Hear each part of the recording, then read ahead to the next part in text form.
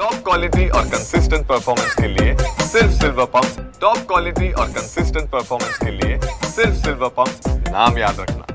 Pune railway स्थानकाचं नाव बदलण्याची मागणी होऊ लागली आहे। अनेक जण जे आहेत त्या विरोध करताना देखील आपल्याला एकूणच पाहायला मिळत आहे। याच संदर्भात आता नक्की सामाजिक कार्यकर्ते विजय कुमार यांनी एक ट्विट केलेलं आहे। नक्की या ट्विटचा अर्थ काय आहे याचा त्यांच्याकडूनच आपण जाणून घेऊ। सर, काय सांगाल तुम्ही ट्विट केलेलं आहे, काय नक्की तुम्हाला सांगायचे? हे पहा, समाजात करण्यासारखे, समाजाच्या उन्नतीसाठी करण्यासारखे बरीच कामं आहेत, परंतु ज्या वेळेला अशा कामामध्ये अपयश येतं किंवा अशा कामं सुचत नाहीत त्यावेळेला असे ज्याला न मुद्दा नॉन इश्यू आहेत म्हणून त्याला पुढे केलं जातं। नाव बदललं, काय मिळणार आहे नागरिकांना, काय मिळणार आहे प्रवाशांना? शहर सुधारणार आहे, ते रेल्वे स्टेशन सुधारणार आहे, वेळेत सेवा मिळणार आहे की आणखी काय होणार आहे?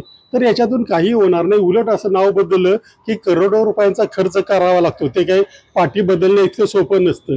बरं, याचं कारण काय? म्हणजे मला तर काही कारण दिसत नाही। 150 वर्षापूर्वीचं स्टेशन आहे, त्याला अनेक दशकं हे नाव आहे, मग आताच ते का सुचावं? बरं, ज्यांचं नाव देण्याचा प्रयत्न होतोय त्याच्यावरती आक्षेप काहीच नाहीये, परंतु जर शहरामधल्या सुविधा नीट नसतील, सार्वजनिक वाहतूक व्यवस्था नीट नसेल, खड्डेयुक्त रस्ते आहेत, स्मार्ट सिटीची काय वाट लागली आपण बघतोय, अशा विषय सोडून या मुद्द्यांना हात घातला जातो। कारण बऱ्याच जणांना आपण काहीतरी आपल्या कारकिर्दीत करावं असं वाटतं, परंतु काय करावं हे विधायक सुचत नाही।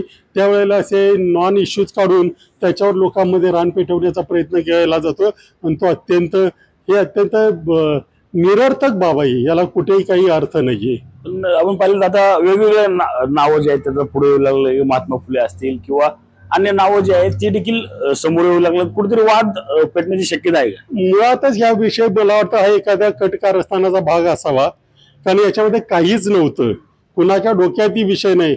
आता एक जण म्हणणार यांचं नाव द्या, दुसरा म्हणणार दुसऱ्याचं नाव द्या, पण मुळात याची गरजच काय आहे? याच्यातून काय होणार काय मला कळलं नाही। नाव बदललं जाईल, उद्या शहराची अवस्था बदलली जाणार आहे का, स्टेशनची अवस्था बदलली जाणार आहे का? तर ते काही नाही।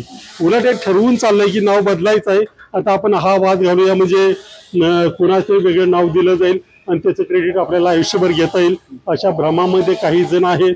त्यांनी त्या भ्रमातून बाहेर पडावं आणि नागरिकांच्या हिताची कामं करावीत असं मला वाटतं। नक्कीच नाव बदलण्यापेक्षा नागरिकांच्या हिताची कामं व्हावीत अशी भावना जी आहे ती आता सामाजिक कार्यकर्ते विजय कुंभार यांनी व्यक्त केली आपल्याला एकूण पाहायला मिळत आहे। रणजित जाधव, TV9 मराठी, पिंपरी चिंचवड।